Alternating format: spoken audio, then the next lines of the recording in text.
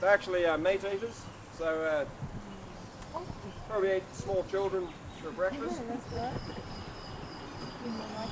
As you can see, the larger one of the two here is the male, and the other one on the bank out further is the female. These are our estuarine crocodiles or saltwater crocodiles. I suppose I don't really have to tell you that the male's about 3.5, 4 metres long. You can see that for yourself. It's not a full-size male. They can get a lot bigger than this, up to twice this size. Get somebody to feed them, obviously. Yeah, they feed them every 2 or 3 weeks. Just a couple of chickens, frozen chickens or defrosted chickens. That's already...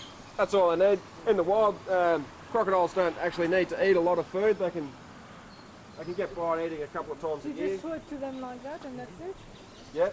We don't do any. No, you don't do neither. We don't do any feeding shows here like the other parks. We sort of just leave everything to go to its own devices. Yeah. Not there's actually only 2 in here. That's the 2 that we can see. One and the other is the male here. No, they look like. They stop uncles. Yeah, well, Yeah, I've that's seen pretty him right. in his mouth. So He's alive. I'm not sure how old this one is, but they can live up to over 100 years old, the estuarine crocodiles. And the size is it's no gauge of how old they are either. It's more of how much they've had to eat over periods of time. If they've been in an area where there's a lot of food, they'll get a lot bigger faster. Why do they have their mouth open all the time? Well, they don't actually have it open all the time, but when they have their mouth open like he does now, they're actually trying to cool their brain.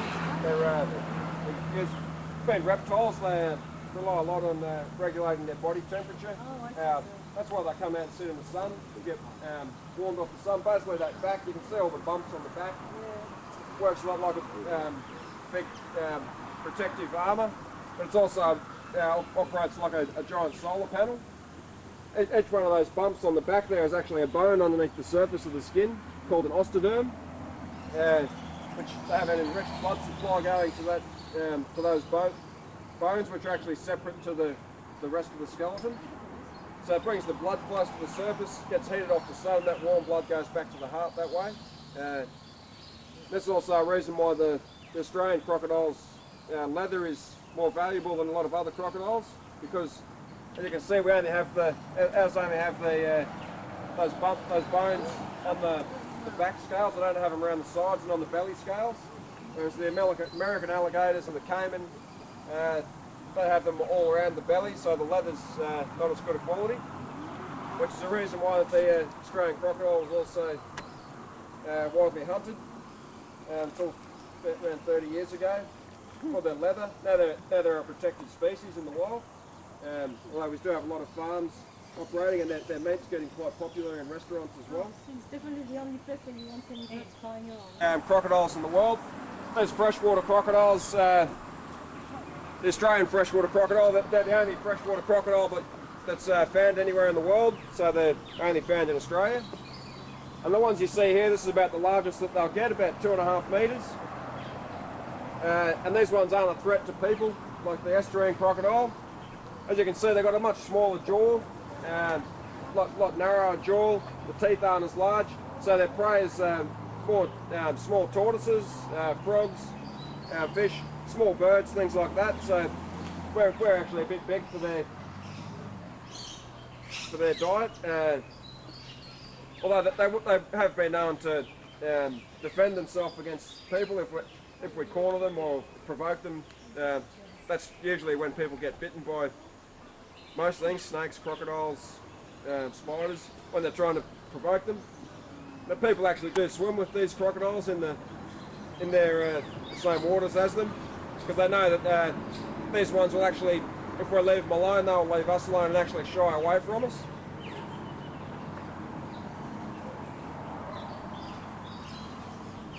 As I said, we have 7 in the park. There's another one hiding over the back here. Another one down the sides. There's 1, 2, 3, 4. Alright, there must be still one in the water. Hey. Was there another one from somewhere? difference between a crocodile and an alligator. The alligator, when they close their jaw, they have They're much narrower. cavities in their jaw, which the little teeth fit into the cavity when the other jaw's ones are closed. So much in place when the wider. jaw's shut on an alligator, you won't see any teeth exposed. Whereas if you take a look at these ones, they don't have the cavities. Once they're closed, they don't have a lot of force to open their mouth up again. But as you can see, they do have a pretty large body. I'd like to see someone try and hold their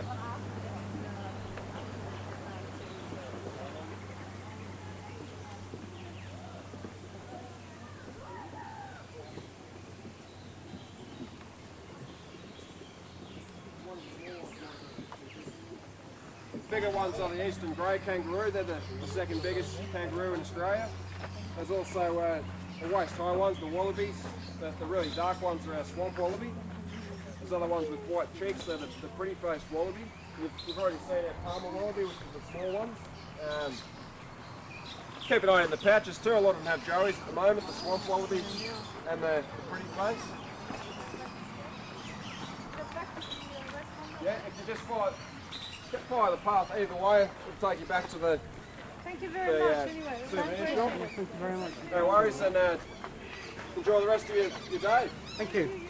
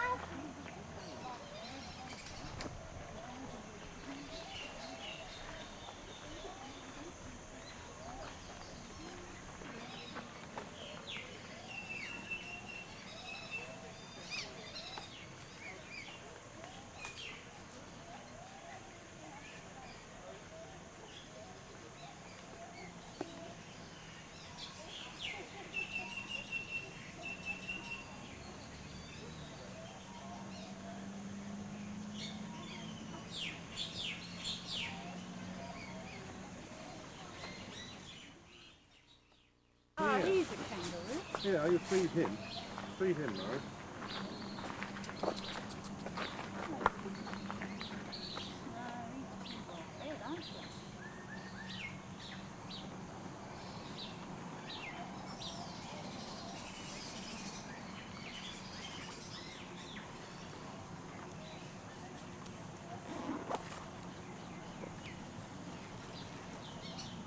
Contact for me. I was just going to photograph you as abusing the poor animal. He's lovely. Go on then. Go near him again.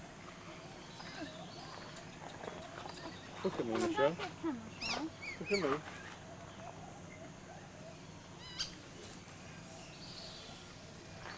There you go, and you take one of me.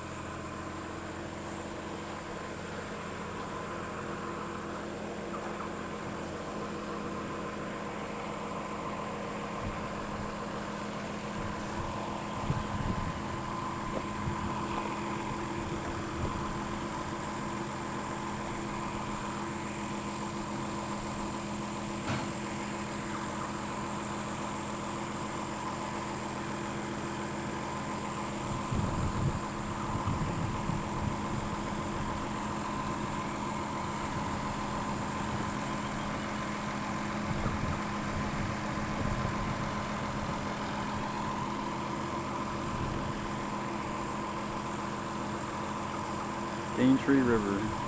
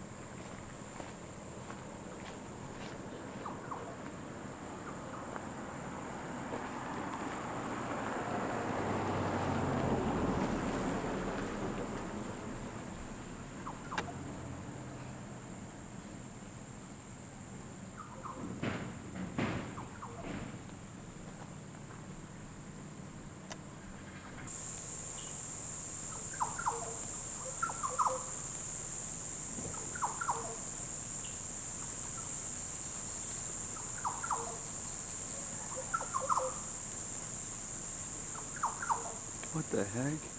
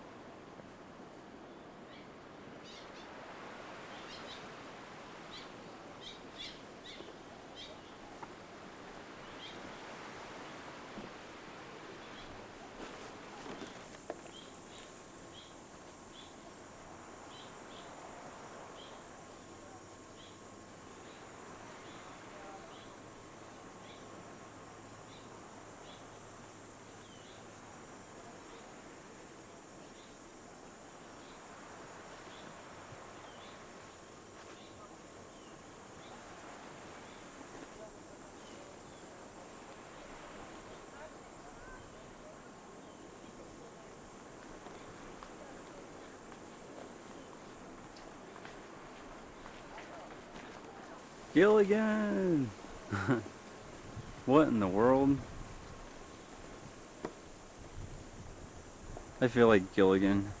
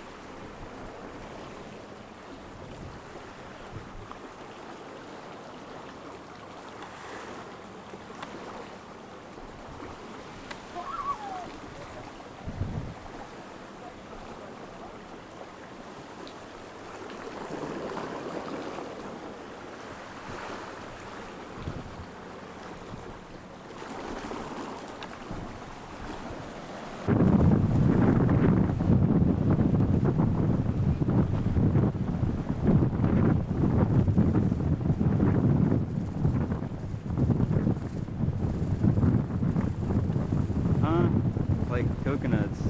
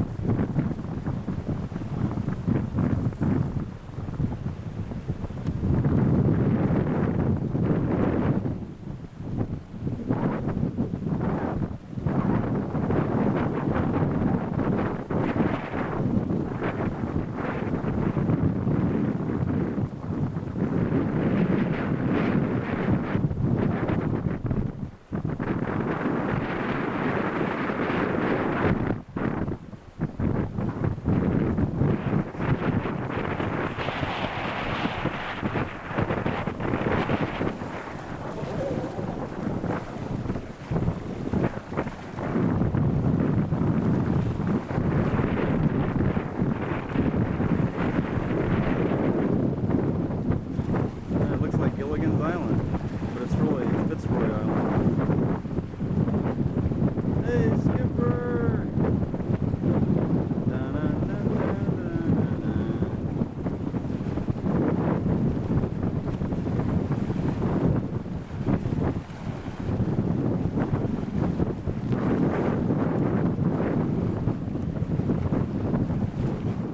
One more time. Good morning, everybody. Alrighty, wonderful. Now, welcome aboard the Glass Bottom Boat. My name is Joel, going to be your Glass Bottom Boat commander for today. Folks, just before we get too much further, I need to point out a few safety aspects of this vessel. Now, first of all, in the unlikely event that they may be needed, life jackets can in fact be found directly underneath the seat that you are now all sitting on. Now folks, believe it or not, these life jackets are very, very easy to use, and should they be required, I will give a demonstration on how to apply them. Now folks, also in the interest of safety, I'll ask everybody to please remain seated for me. Folks, the vessel is definitely going to be moving around quite a lot. If you are standing up, you will fall over. So folks, please remain in your seats, and that way we won't lose anybody overboard. Now basically folks, what I'm going to do now is I'm simply taking us out to the edge of the reef via our little sandy spot. Now keep your eyes on the glass. It's not uncommon that we do see turtles and stingrays whilst en route to the edge of the reef. Once we're out there, I'll turn us around and basically point us into the wind over the top of our fish feeding site. I'll introduce these fish to us, tell us all about them, and then I'll make my way over the top of the reef and point out a few interesting things as we go. We'll then basically come back to the fish feeding site, throw some food over the side, get the fish up nice and close. So folks, all that's left to do now is to sit back, relax and enjoy the ride. And I'll get back to you shortly after arrival.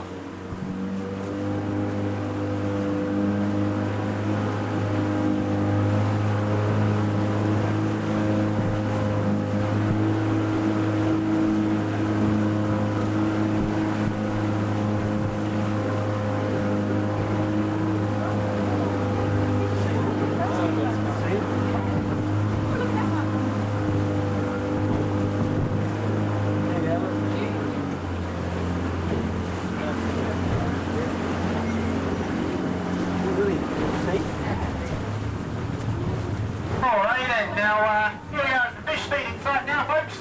Now I'll just take this opportunity to introduce the fish to us. Now I'll start with the small ones, work my way up to the larger ones. Folks, the little black and white stripy fish that you see, they go to about 3 or 4 inches in length. They're called humbugs or sergeant major fish. The little blue ones folks with the yellow tails, they're called yellow-tailed fusiliers. They grow to about 15 centimetres and eat other fish. Now you'll also see some slightly bigger blue fish with yellow fins on the side. They're called a half moon wrasse or a crescent moon wrasse. The big silvery brown coloured fish with the blue spots all over them, those folks are a spangled emperor. The big reddy coloured ones, the pinky red ones, are a red sea bass and are in fact extremely poisonous. And folks, the great big black fish are called giant trevallies or tarum. Now you might see the odd batfish, they're a big flattened round one. Might see the occasional coral trout, a cigar-shaped fish with a mammoth tail, reddish in colour with spots. And you will also see the occasional parrotfish being a rainbow-coloured fish with a beak. Now folks, these fish will pretty much reside on this area for the whole time of the day. And basically what we'll do is we'll leave these fish alone now and we'll come back to those later on and we'll throw some food over the side. What I will do now, however, simply take us over the top of the reef, pointing out interesting things as we go and tell us a little bit about the Great Barrier Reef. Now folks, first of all, the Great Barrier Reef is the world's largest reef. It contains approximately 30% of the world's coral and is in fact the only living thing that can be seen from space with the naked eye. So folks, it is quite large. Now the Great Barrier Reef, contrary to popular belief, is not one great big reef. Folks, it's actually 3,018 individual reefs all strung together to form a huge long chain. Now it's this chain that they call the Great Barrier Reef, and it stretches for roughly 2,300 kilometres up the coast of Queensland from Bundaberg in Queensland South all the way up the coast to the mouth of the Fly River in the Gulf of Papua New Guinea. And basically folks, that is quite large and a little bit longer than the Great Wall of China. Now it covers roughly the same area as Great Britain, being approximately 250,000 square kilometres and has about 1,500 species of fish and roughly 400 species of coral. Now these can in fact be broken up into 3 very distinct groups, the first of which are known as hard corals. Now folks, these hard corals are all of the hard rocky type structures that you will see beneath us.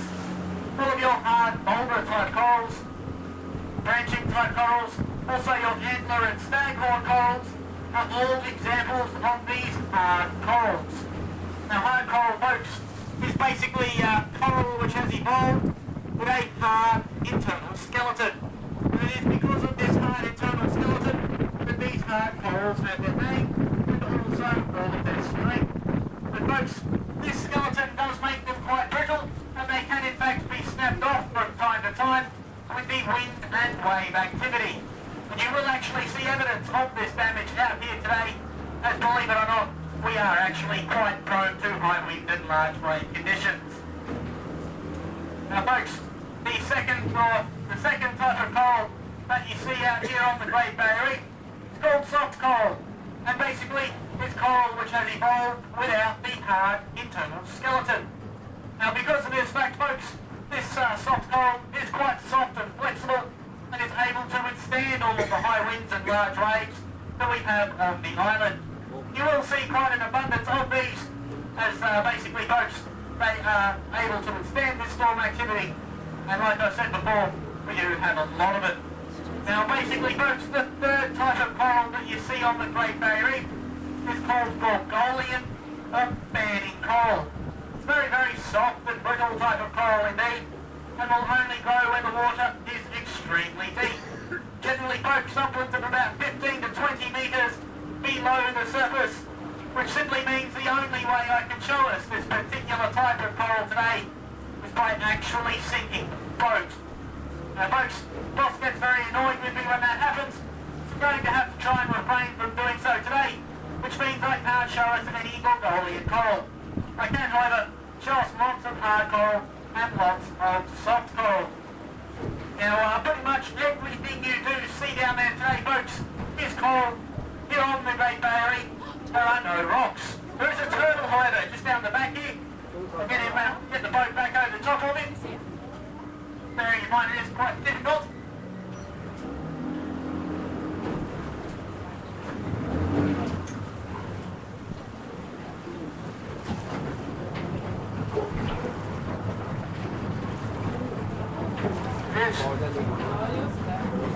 It's off.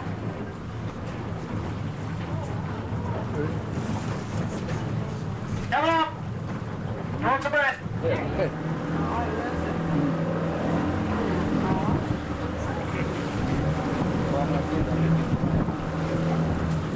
There he is on the surface, just off to the left-hand side. Folks, please remain seated for me.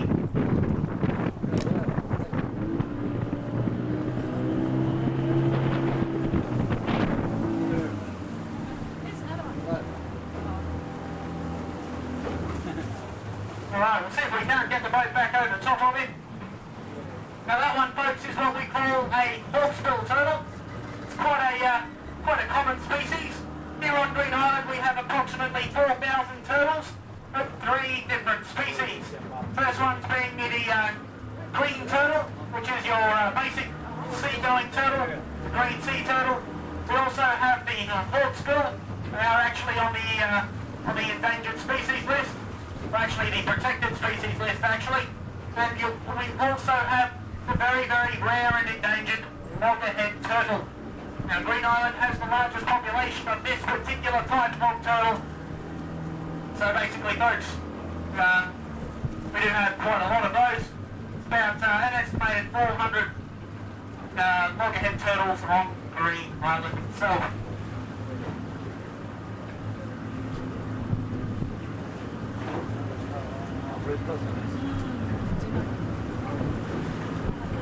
Rediga bitar det här.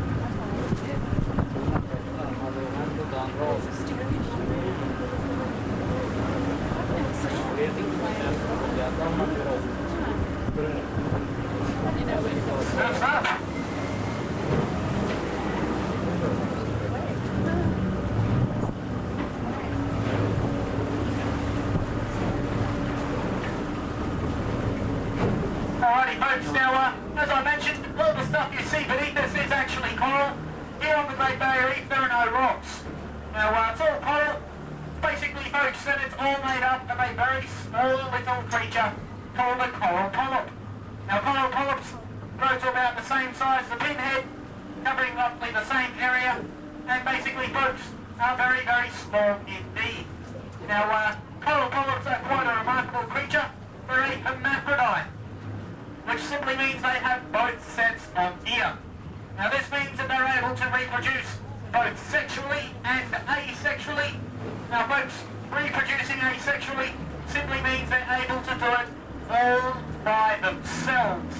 Now that may sound very, very boring, but it is very, very efficient. And these tiny little creatures can reproduce very rapidly doing this. Now they undergo a process called budding, which is simply a process where each little coral polyp will split down the middle, forming two genetically identical coral polyps. Those two will split into 4, 4 will split into 8, 8 will split into 16, 32, 64, 128, 256, 512, 1024, 2048, 4026, 9122, 18,386 or something like that. And basically folks, you get the picture. Because of the tremendous power of procreation and the exponential rate at which this procreation can occur, that these tiny little creatures can produce such large and foreboding structures. Now folks, basically these little coral polyps, they're not too fussed about reproducing like this. They get very, very bored and lonely indeed. So once every year folks, they have the sexual reproduction stage in the coral's life cycle. Folks, it's called coral spawning, and basically is a process where each little coral polyp releases a sperm and egg package.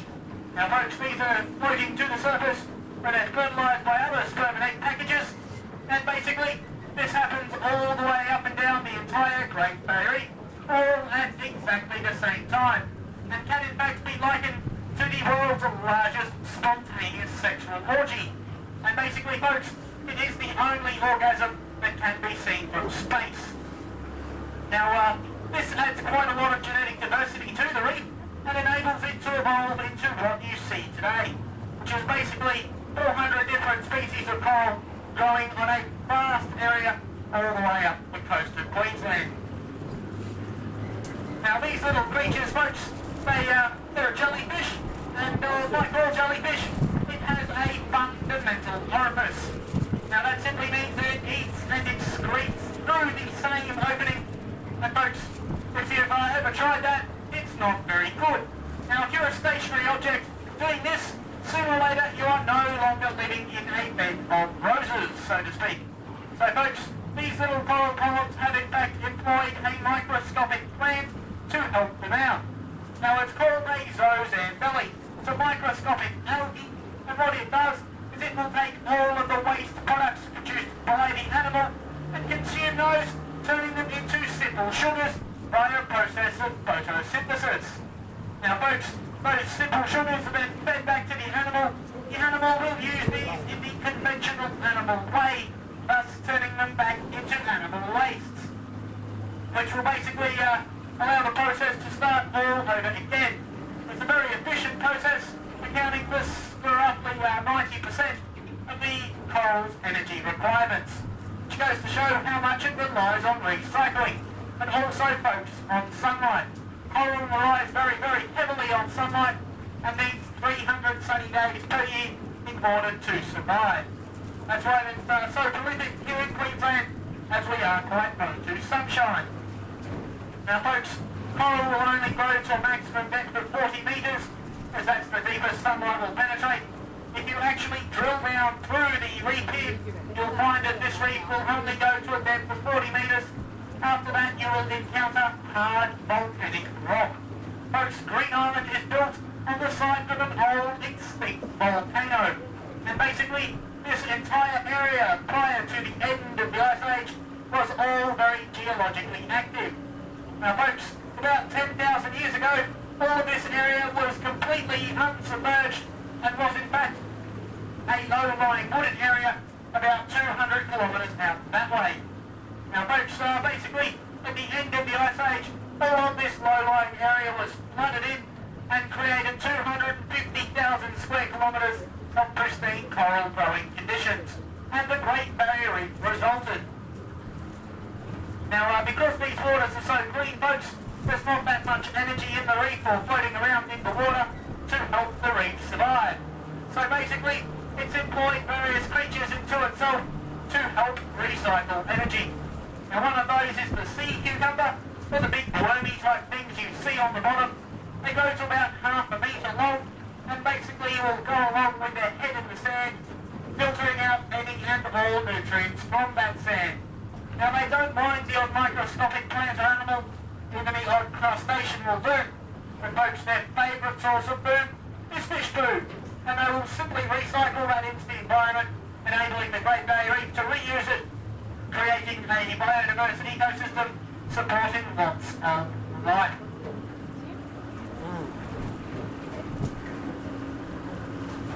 Now you may also notice the abundance of dead or dying coral laying about on the floor in the form of coral rubble. Folks, this is simply hard coral heads which have been smashed off due to wind and wave activity. They will sit there on the floor, basically being pounded by further wind and wave activity until eventually it forms coral sand.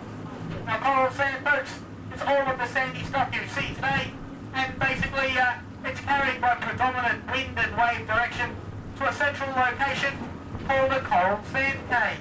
Now these are an ideal spot for nesting seabirds, and folks will basically, these seabirds bring along the associated fertilisers, enabling trees and plants to grow, adding stability to that sand cave. Now once we have stability on a coral sand cave, we're then able to build a 5-star resort. Now folks, when you consider that Green Island was built by creatures no bigger than a pinhead, it's an amazing feat of engineering that something so small and so insignificant can actually build something so large and so beautiful as the Great Barrier Reef and Green Island.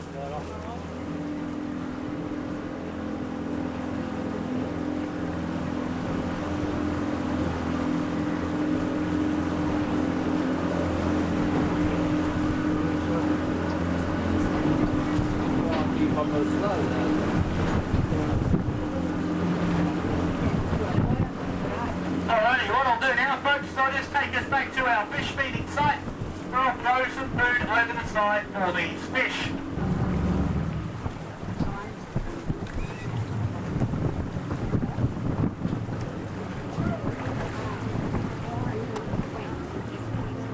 Hur många fiskar det är?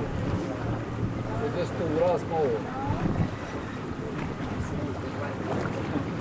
Tärnan försöker hugga och vi får inte chans.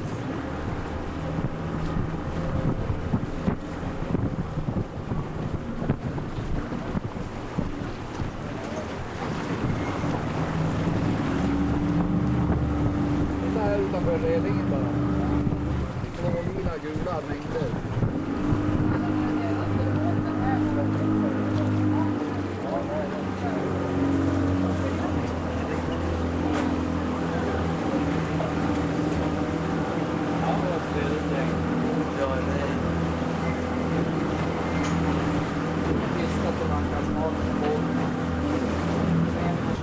Alrighty, off the left-hand side.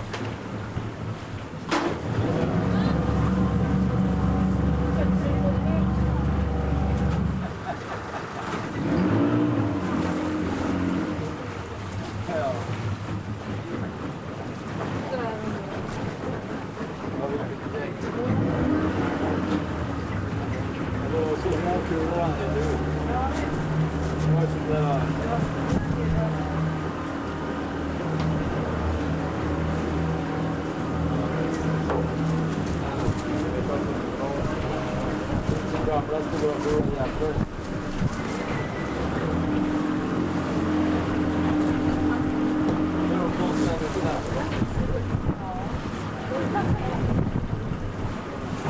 Okay, now the food that I've just fed those fish, folks, all that is a ground up fish and bone mixture. Now it's actually very similar to what the animals would eat in their natural environment, and folks, due to environmental marine park regulations, I'm only allowed to feed those fish a very, very small amount of food. Now folks, this is primarily because if I feed the fish too much food, they will very, very quickly become dependent upon us for their entire source of food. Now this will simply mean that these fish will lose their ability to hunt and gather food independently, thus going hungry. Now folks, hungry fish do get stressed out, and stressed out fish will begin to suffer quite considerably. So we only feed them a very small amount of food to minimise any human impact. Now unfortunately, that being said, just by feeding these fish even the smallest amount of food over a regular period of time, for a long period, will actually change these fish and alter their behaviours completely. Now a good example of this are the big blackfish or the giant trevallies. Now these fish are what we call a deep water pelagic fish, meaning they will spend most of their time on the very edge of the reef where the water's quite deep and quite cold. And basically folks, the fish, they don't generally like to hang around up here. However, about 5 years ago, one of these giant trevallies did swim up here to Green Island to bask in our lovely warm tropical waters and to generally have a look around. Now what this fish discovered was the fact that we were doing a fish feeding exercise off the back deck of the Big Cat, and he did get somewhat excited about that. Now he immediately ran home and told all his family and friends about us, in which case the very next day we had upwards of about 40 or so of these giant trevallies jostling for position off the back deck of the Big Cat. Now folks, that is a true story. These fish have been here almost every day for 5 years. I suspect they'll be here almost every day for the next 5 as well. And that just goes to show folks how much these fish have in fact been impacted by this feeding. Now we feed them about 10% of their daily food requirements, which means they must still rely upon themselves for the majority of their food source. And you are lucky enough folks, you may see these fish participating in natural feeding habits off the jetty at some time today as the big blackfish round up smaller baitfish.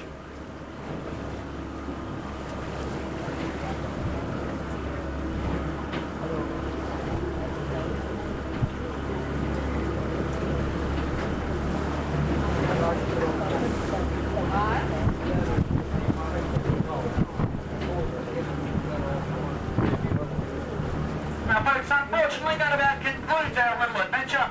Did everybody enjoy themselves? Wonderful.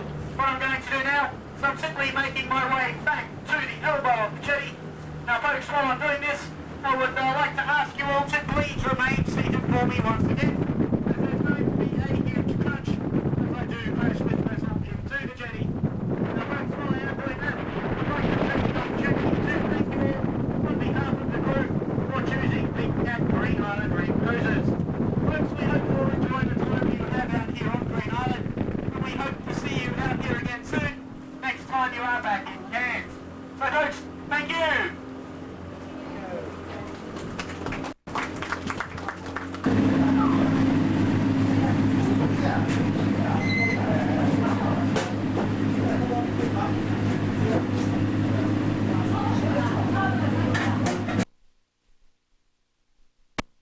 Today, overnight lows were well below average in most parts. Mount Isa at 17 was 7 below. Townsville and Mackay got down to 19 and Stanthorpe was 12 last night.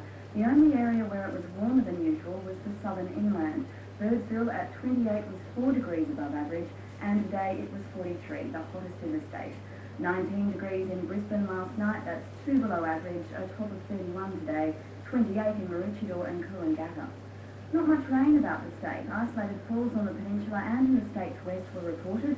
35 millimetres at Horn Island, 24 at Booby Island. The satellite photo shows some cloud on the coast, mostly in the tropics, but there are clear skies for most of the state. On the charts, the ridge along the east coast is continuing to produce fresh southeasterlies and some isolated showers. A monsoon trough lies across the Torres Strait, that's bringing showers and storms with it, and a slow-moving surface trough across the Channel country has set off some scattered showers and thunderstorms up to about Tambo. Tomorrow, the monsoon trough and the trough over the southern interior will persist. A high is expected to move into the Tasman Sea